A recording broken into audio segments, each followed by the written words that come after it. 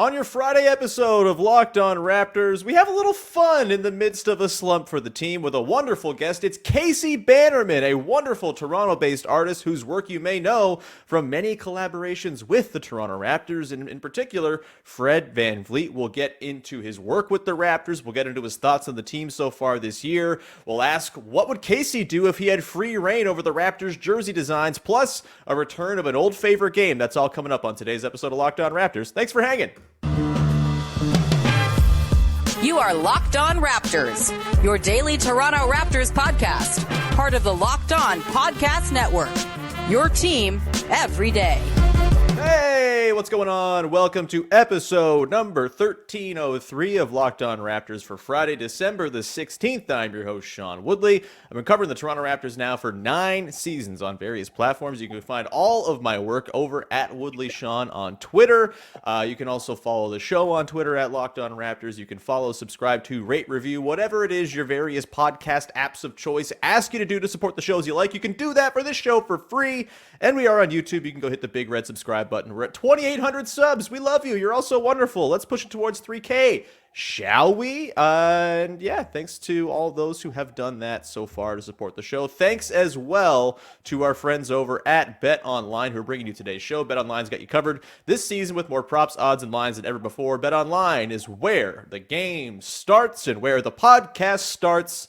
Is bringing in Casey Bannerman, a wonderful Toronto-based artist. Happy to have him on the show for the first time. We've crossed paths, I think, at various Hoop Talks events and whatnot in the past, but it's lovely to have you on the show, Casey, for, I think, a little reprieve from the constant worrying about the state of the team. I'll ask you about the state of the team. Don't worry. We'll do some Dread content as well, but excited to have you on just to kind of talk about art and design and Fred VanVleet and also put you through the rigors of my favorite game here on the podcast, that Random Raptors game. That's coming up later on. But Casey, first off, how are you, man?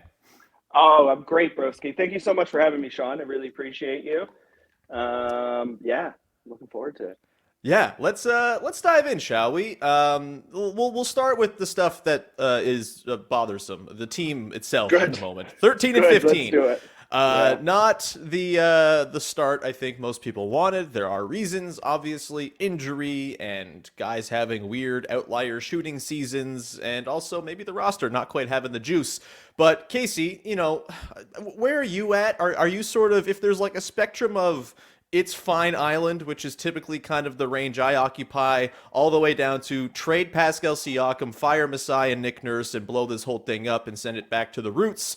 Where do you kind of fall on that spectrum as a Raptors fan right now? Yeah, I'm on Twitter break spectrum. I'm still on every once in a while, but I get on there and about 3 minutes in, I just go, oh, groan. And then I get off. You know, I mean, I have to remind myself that, of course, you know, as you mentioned, I work with some of these guys, so it makes my perspective on it a little different, right? Mm-hmm. And I'm not a journalist who is covering this team and is being paid to be subjective on it, you know? Sure. So it's difficult. I definitely understand that. But I would say, you know, I'm not unrealistic either about where we're at. There's certainly some worry. There's, you know, but it's still fairly early in the season. Like, you know, it's just the ups and the downs. And I think there's going to be a regression to the mean. You know, because there were a few games there that you look at and you're like, oh, we can take on anybody. Like right after the Bucks and the Celtics, it's us. Yeah. And there was a period there. And that's honestly, those like wild fluctuations are why I have to stay off Twitter, because I'm just like, why can't people be just like somewhere in the middle on this? You know, one game it's like, Fred's the best. And then the next game it's like, we've got to trade Fred. And of course, Fred's my homie, right? So yeah, like, Jesus. So yeah, I mean, and I, you know, I can say it. He knows it. He's not shooting well right now. Yeah, and you can see. I think I just saw CJ break it down on a Meets podcast actually, and his shot is sort of fluctuating like from shot to shot. You know, the release is a bit different. His hand is fanning out, right? So, but with the last game, you can see that he's just finding ways to get it done, you know, whether that's getting to the bucket, you know. He put up, what was it, 39. 39. I was going to say 35. Ridiculous. It's wild. It's wild. Second highest he's ever put up. I know, exactly. Yeah. So, like, I actually didn't know that, and that's not good. that was the second highest. I'm telling Fred. Don't tell Fred.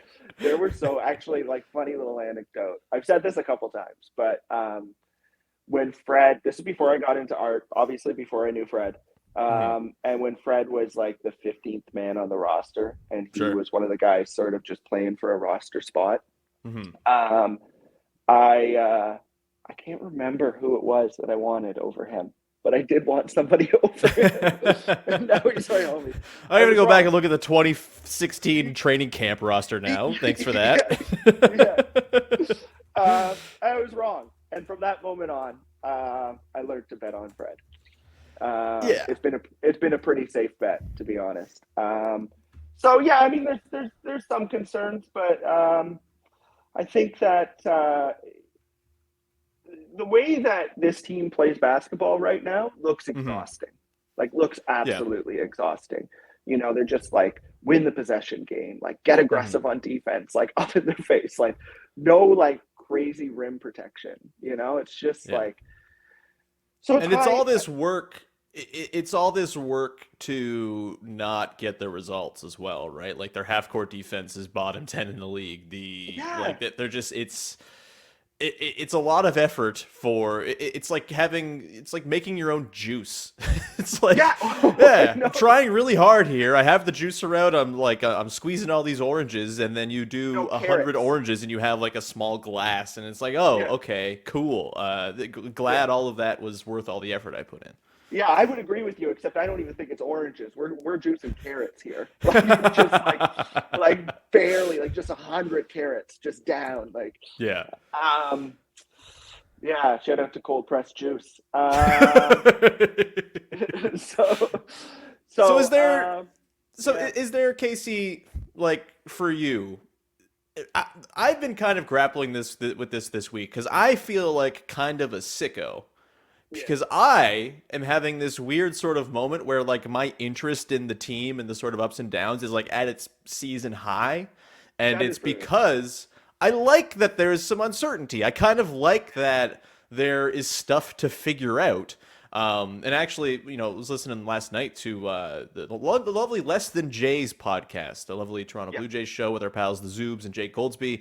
And Zoobs was kind of talking about the Jays as well, digging into how it's kind of cool that there's there's something to figure out here. It makes being a fan interesting. It makes watching the transaction wire all the more compelling. There's obviously a lot of charm to a team that kicks ass every night and is, you know, a metronome of 50-win goodness like the Raptors have been in the past, but there's also like a different sort of fan instinct you tap into when the team is not going super well. Are you finding there's like any joy to be derived from this uncertainty and this sort of like couple months before the trade deadline where all sorts of things could happen in all sorts of directions, and there's like this unknown element that like hasn't really been there for the Raptors, who have been consistently built well and methodically and smartly for the last decade or so? It's kind of nice. Are you feeling that at all, or am I a psycho? No, I think that there's some, I mean, that's called Schadenfreude. No, I do think that there's something to that for sure. I mean, obviously there's a certain amount. This is why I find it so interesting to watch some people who have no like direct, be it business or work ties to the team, just getting like overly stressed about it is sort of like, I can find joy in this. And I have like a direct positive effect on my bank account in my life when this team plays well. Sales go up. I have more content to make. And if I can find some interest in it, then I think other people can too. I think I completely agree. And also, like, what did we expect? Like, I mean, we expected a bit better than this, I would say. than what has transpired recently. Let's say the past 10 games or so. Yeah. I think we expected a bit better than this, but also what did we expect? I mean, there's a bunch of part of our drafting. I mean, correct me if I'm wrong, but part of our drafting thing is if they can shoot, great, but if they can't, we don't care. We'll teach them. Which So maybe deserves a little bit of a look under the microscope as a just a little adjustment. Yeah. Just turn it a little the other way, Yeah. Bring down the treble, increase the bass, remix it. I'm enjoying it. I honestly, the one that I find the most perplexing is the discourse that is sort of obviously not last game, but has surrounded Scotty Barnes. Yeah. To me, I just go, what are you missing here, guys? Sophomore sophomore woes is not the term that's used, but sophomore slump, the alliteration. Sophomore slump. Thank you. There you go. The alliteration. That's what I was looking for. The sophomore slump is a well-documented thing. Yeah. And it comes after a guy who had an outstanding rookie season. People know what to expect. He's not a secret anymore. And he's got to figure it out. I mean, look at the guy who's one of the top candidates for the MVP race this year, Jason Tatum. Go look at his sophomore season, man. Yeah. It wasn't great. Yeah. I'm enjoying that because I'm watching Scotty in real time figure it out. You can see him. He's a kid. He's a big kid. I met him. He's a very large kid. He's a very nice kid. He's way more mature than most people his age because he has to be. But at the end of the day, he's still a young adult, and he's got to figure it out. And you can see him going through that, moments where he lacks some confidence, and he's not being, but he picks it up again. And this is what I want to see. This is the type of stuff if it's just constant, progress is not linear. Progress is not linear in anywhere in life. Nothing's that clean. Yeah. It's not how it works. Yeah. So I think it's it'll be interesting to see. And I think the 6'9", it's being called the 6'9" experiment. I wouldn't even call it an experiment. The 6'9" plan that's being implemented. It doesn't mean there's nothing. I mean, we put Masai on this pedestal sometimes that when things don't go exactly according to plan, we're like, oh, he screwed up. Yeah. No, he didn't screw up. It's just that happens with anybody. If you put a destination into Google Maps, you could still hit traffic, 100%. This stuff happens. Yeah, I think that's a really well made point. And it's part of what makes following a team fun, at least for me. I'm not here to tell you how to be a fan, and if you're ready to ride with every single win and loss, power to you. That seems pretty miserable to me, but it is the sort of the thrill of the build and the sort of having to overcome the bad parts, because there are always going to be bad parts, which we're going to sort of tie in to our final segment here today. Casey, we're going to come back in just a sec. I want to talk to you about jersey designs, because that's a thing that's been stuck in my craw for quite a while when it comes to this team, and you're an artist. You make alternate jerseys.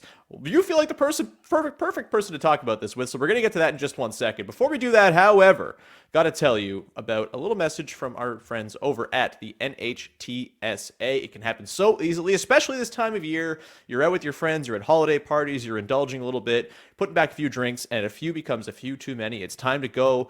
And for a moment, you think, well, I could call for a ride, but no, I'm actually pretty close to home. I'm a good driver. It's not going to affect me that much. I live nearby. I can make it home okay. Fact is, you can't. What are the odds you get pulled over? These are the questions you ask yourself. And even so, what's the worst that could happen? Well, you could lose your license. That's pretty bad. You could also lose your job. That's really bad too. You could also total your car or kill someone, which is the most bad thing.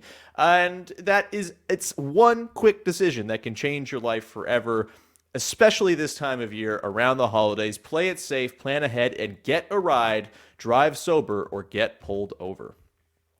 Today's show is also brought to you by Prize Picks, which has made daily fantasy sports fun, easy, accessible, and really, really great to play It's super simple. With Prize Picks, you're just making entries with 2 to 6 players a night across any sport you can think of, and you're just guessing whether they're going to get more or less than the point total that they've been projected for. It could be points, rebounds, assists, touchdown passes, whatever it might be. It's all there for you to peruse on Prize Picks. Again, you can go cross-sport with your entries, enter between 2 and 6 players, and if you get them all right, you can win up to 25 times your entry.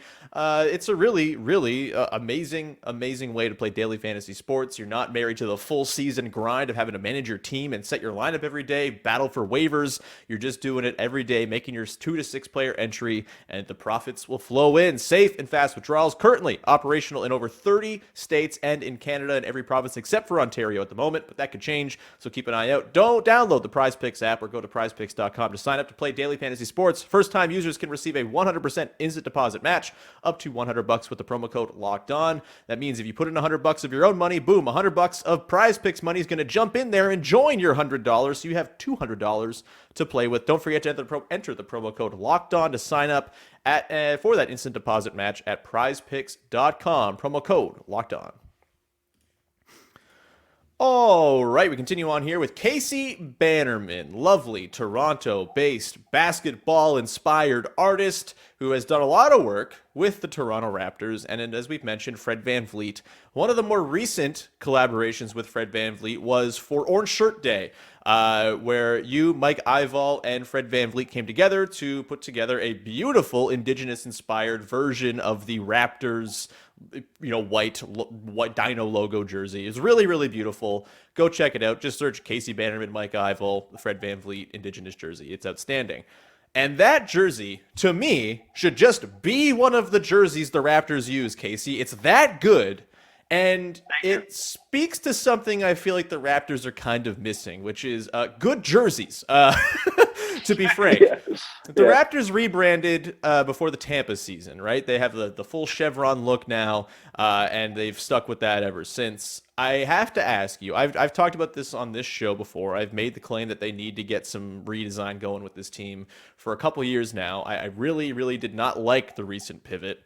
You're an artist. You do design. You have made really good-looking jerseys that could be used on an NBA floor.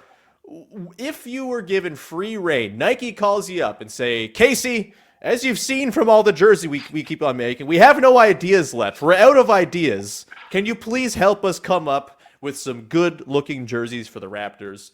You don't have to go through like individual designs one by one, but like as far as just like inspiration, color motifs, various little design elements. There must be something in your mind where you've kind of plotted this out just in case the reality comes to pass, where you are in fact designing the Toronto Raptors jerseys. What would you do given free reign over the Raptors look?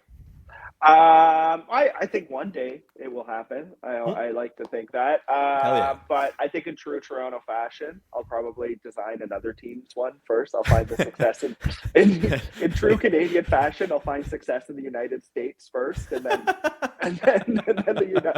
Canada will be like, "We love Oklahoma City." You're very lucky to have Casey designing your look. It's long overdue for you to do a rebrand as well. I mean that's the Drake way, right? Find success in the United States first, and then become beloved back home.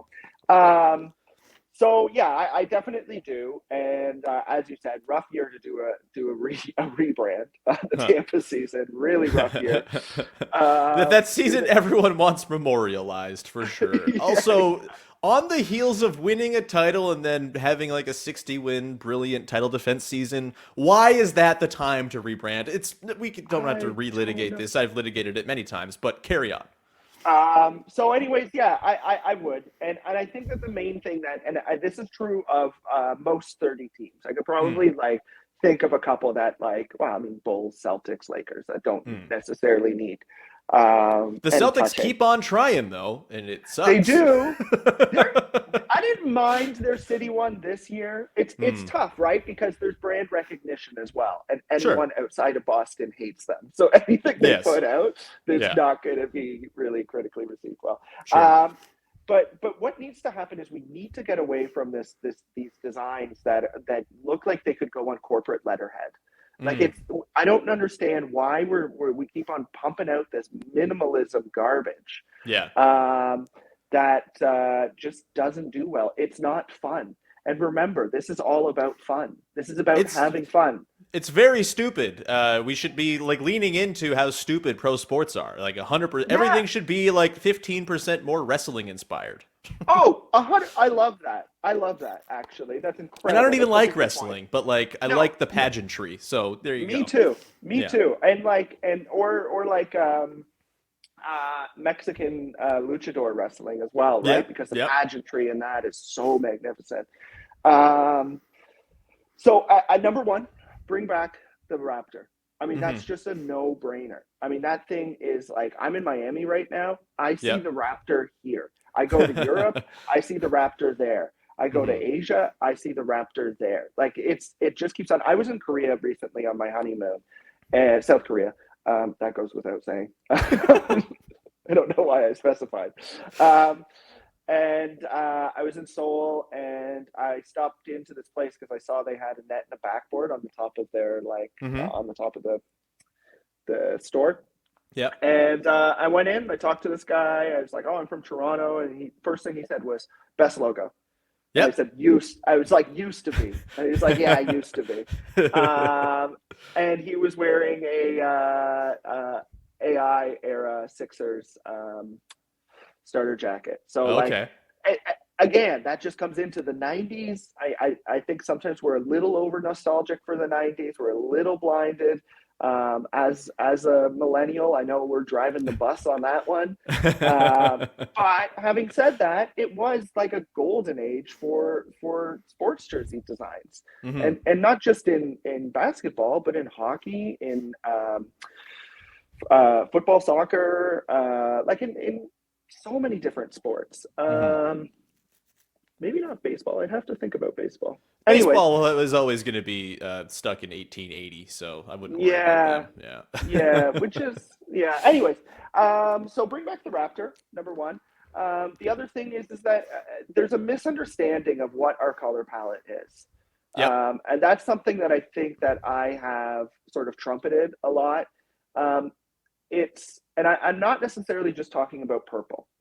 Purple and red are very close to each other on the color spectrum. So you can't have them with the same tones. If you have the same red and the same purple as in terms of the lightness, darkness, like that's sort of your tonal there, they're going to be almost indistinguishable. So one has to be lighter, which is usually the purple, and one has to be darker, which will be the red. Those are your accent colors. Our primary color in Toronto is black.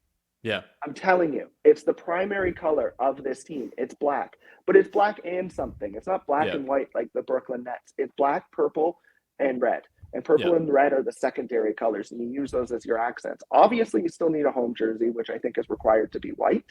Yeah. That would be one of the main things I would do. There are some good signs, though, even though there's some step backs. Like there's a step back in terms of the overuse of the chevron. But then if you look at our statement jersey, they brought back the barbed pinstripes. That jersey whips. It's really good. It's really good.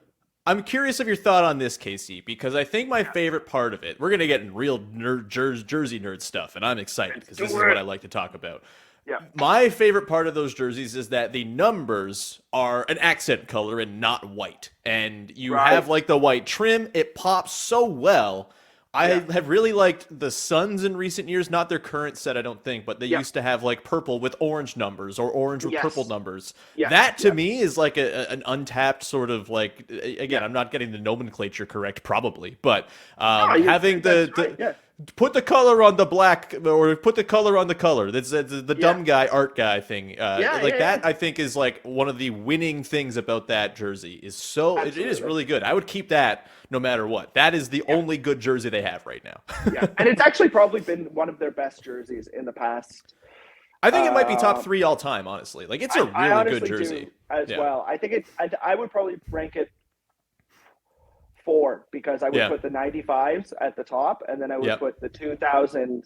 I wasn't a big fan of the VC era white home ones. Like they were fine, but the dunk contest purple on front, black on back. Hell yeah, that one's a beauty. Those were really good. Real heads like that jersey, so I'm glad that you've proven yourself to be a real head. Not that we needed proof. Large head too, very large. So yeah, no, that's a really good jersey. And in fact, it was actually a really well-designed jersey that was just made really bad when they decided to do black and red, sort of through the European Bargs era. Yeah. Then there was a bit of a step forward in our 2015, 2016. Yeah, like the title era jerseys were really good, really rock solid. Those were pretty I had no good. problems with them either. Yeah. And then it was a bit of a step back because they misunderstood what we liked about the chevrons. We liked them as a random extra jersey. Yeah. And people are misremembering, I think, that the what was that, earned jersey that it was called, from 2019, the red and white ones. They were not liked until we started just like winning every game with them. Yeah. Kicking butt them, and then just like winning the championship in them. And then now everybody was like, those are amazing. People called them Christmas cane or I'm a sympathetic person towards those jerseys. I think as like a 1 of 4 type of thing, like I think it was perfect. I think the red on that like was a slightly like it felt like a different red too, as our friend Katie Heindel calls it. The living red is what that we kind of like used to refer to that one as. But then they just like jumped the shark and were like, oh, all chevrons, and it's like, no, it's not what we asked for at all. It was the Oprah meme. You get a chevron. You get a chevron. That's the other thing. And then the last thing I would say about it, and I did make a city jersey, and that's sort of what my idea of it was. You saw the black, and then there was the purple as sort of your secondary, and then red accents on that purple. But the other thing I would say, and I just, actually relish the opportunity to sort of articulate this because I'm not a great tweeter. The more we go towards Canada's team, because I'm thinking of the North jerseys, those earned ones, the more we go to that, the less interesting the team becomes. And that's not me saying, oh, this is only Toronto's team. I'm not saying that. But what I'm saying is that what makes as a brand, what is interesting is at the end of the day, this team is in Toronto. It has existed in Toronto. It was supported by the GTA in the bad years, sort of Toronto.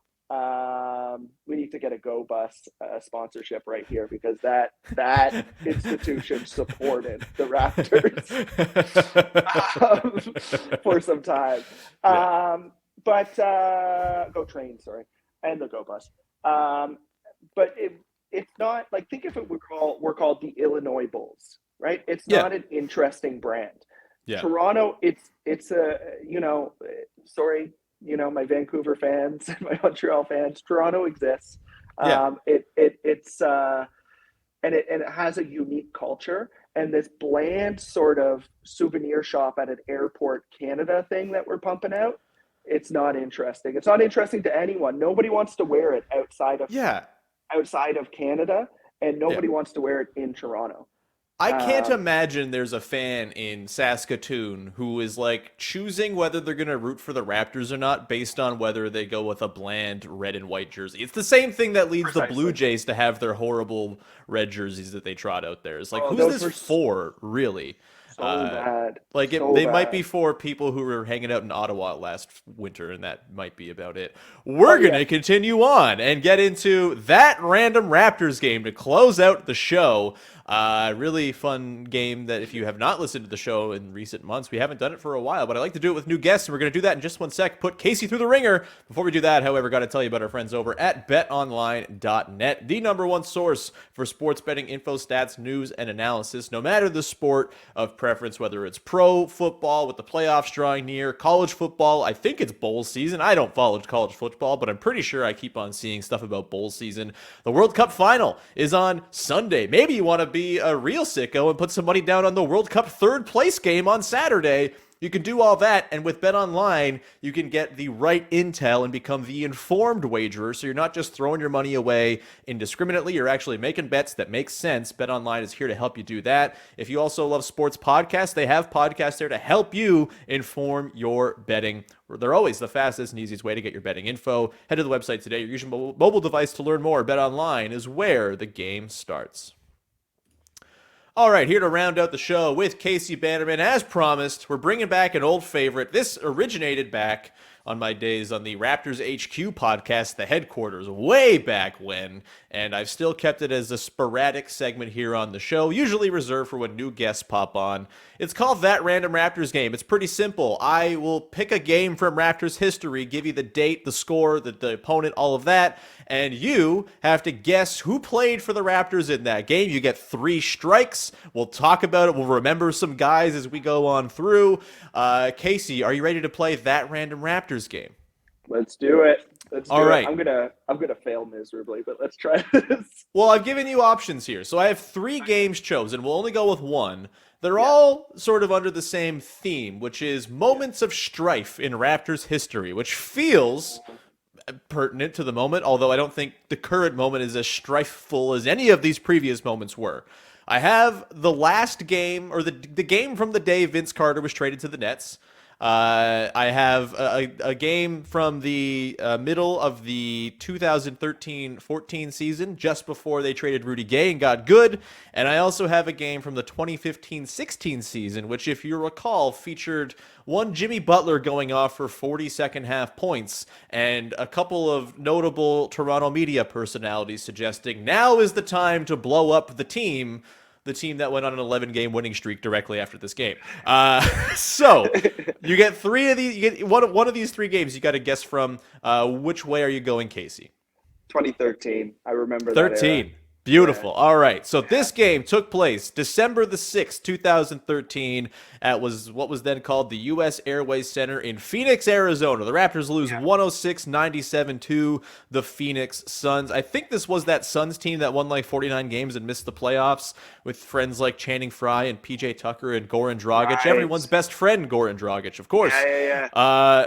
In this game, holy hell, 11 Toronto Raptors played minutes. Casey, who played for the Raptors in this game? Just go one at a time. I'll tell you if you got it right, and we'll proceed that way, and I'll hand out strikes so first as off, necessary. we know Rudy Gay. Rudy Gay right? is correct. In this game, he played 32 minutes, 6 of 15 from the field. This was his final game as a Toronto Raptor. 17 points, 10 boards, 6 of 15 is the most Rudy Gay-ass line I think I've ever seen. And he was no longer on the team after this, so that's good. You're 1 for 1. When he banned the stat sheets in the locker room. Was this... super nice guy. Sorry, Rudy. Okay, so that DeMar, Kyle. DeMar, so I'll just run through the stat lines. Both are correct. DeMar, 5 of 15, 13 points. He was just about to take off as Rudy Gay was about to move out of the exact spot he likes to occupy on the floor. Kyle, 21 points, 7 assists, 7 of 16 from the field. So then was Sebastian Telfair on the team? Oh my God, that is a cut. No, Sebastian Telfair was not on the team. That is your first strike. That is a ballsy pick for your first strike. So you're now so I get 3 strikes. 3 for 4. Okay. Yes. Okay. Then Valanciunas. Valanciunas is correct. He has 4 of 10 from the field, 11 points, 10 boards, a minus 15 as a starter in 29 minutes. Terrence Ross. Of course, Terrence Ross. Not a ton of action in this one. Just 9 minutes, 2 points. Really being underused at the time by Dwayne Casey, I would argue. But again, he would take off upon the removal of Rudy Gay from the mix. I think you're now 5 for 6. So that would have been his sophomore year, right? Yes. Yeah. Mm-hmm. So Terrence Ross. Quincy Acey would have been on that team, obviously. Ooh, Quincy Acey, great pull. He went club trillion in this game in just 13 seconds. 0 points, 0 rebounds. Full-on Jerome Moiso and Pop So for his 13 seconds of clearly garbage time action. But you're correct. You're 6 of 7. You're killing it.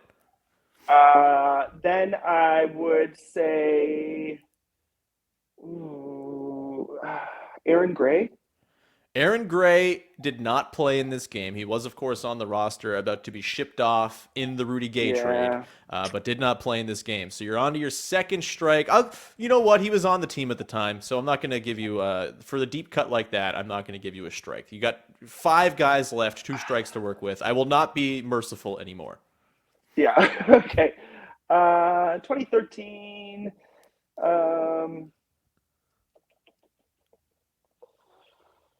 You've got Okay. one starter left to get, and then the rest are bench guys, if that helps at all. Okay, one starter. So obviously with the starter we have Rudy, we have DeMar, we have Kyle, JV. JV. Terrence wasn't starting. What am I missing there? Well, you're going to be mad when you don't get it, or if you don't get it. Yeah, I don't think I will. I don't know why I'm having a block on it.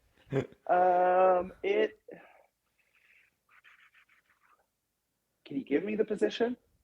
Sure, big man. I guess power forward in this context would be a center today, but power forward in 2013.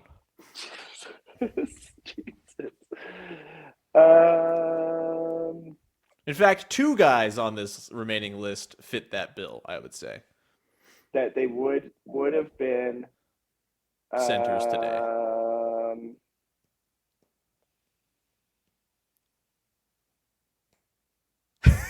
I'm fairly certain. certain that he was gone by now, but just to get the juices flowing, I'm gonna go Kleza.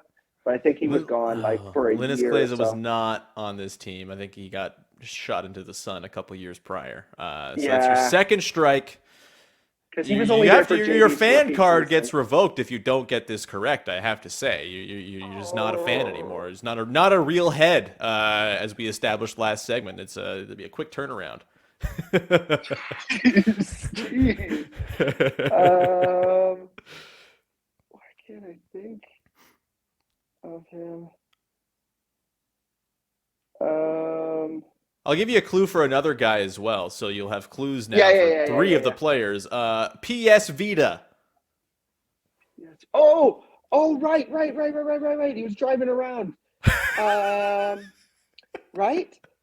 Yeah, there was a driving. He was driving around. Maybe he was only doing it with one hand because his other hand kind of he didn't stop working. Fields. Landry Fields, you are correct. The guy they signed to keep Steve Nash from signing with the Knicks, so he would sign with the Raptors, only to sign with the Lakers. Landry Fields, 5 points off the bench, 2 of 4.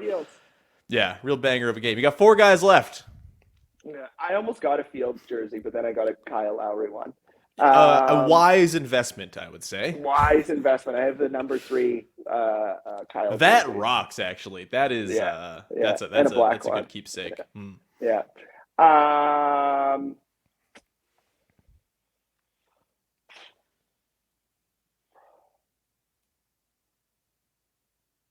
right, I'm going to have to give you a 5 count. Who'd you just say? It's not Bargnani. No, Andrea Bargnani had been jettisoned off for a first-round pick the summer prior. That's your third strike. Casey, horrible Raptors fan. Unbelievable. The guys you missed. Tyler Hansbrough, Psycho T, started this game, played 2.5 minutes. I guess he got hurt. And then Amir Johnson played 33 minutes. He didn't get Amir. Unbelievable, man. Crazy. That is so rude. I love you need Amir. to, Oh, man. Yeah. Very, very disappointing. The other 2 guys you missed, not as disappointing. Julian Stone, who went 0 for 3 in 18 minutes. And Steve Novak, who went 2 of 5 in 20 minutes. Yeah. The return for Bargs. Many people call it the Steve Novak trade, actually. Yeah, of course. I knew it was it because it was like Bargs was gone, but I just couldn't think of that part. I don't know why I wasn't thinking of Amir. Anyways. A damn shame. But, Casey, thank you for being a wonderful sport. This was great. I really appreciate you popping on the podcast, man. We're going to round it there. Anything that the people should know about to watch out for, and where can people find all of your wonderful work? Yeah, so you can find it all, be it on my Instagram, Casey Bannerman, Twitter, Casey Bannerman, CaseyBannerman.com. I like to keep it simple. Just keep really, it it's making it easy for the people trying to find you. Just type the name in, and all of the options will be there. Exactly. And then, just sort of we got something coming up with Fred. Beautiful. Just a shirt here. And then I think that, be on the lookout for something coming up with an ex-Raptor, hopefully. If we can get everything done in time. Clearly not Amir Johnson. Not Amir Johnson, but another guy on that team. A hint, I'm in Miami right now, and he will also be on Miami on the 20th. So everyone's furiously looking up their NBA schedules now to yeah.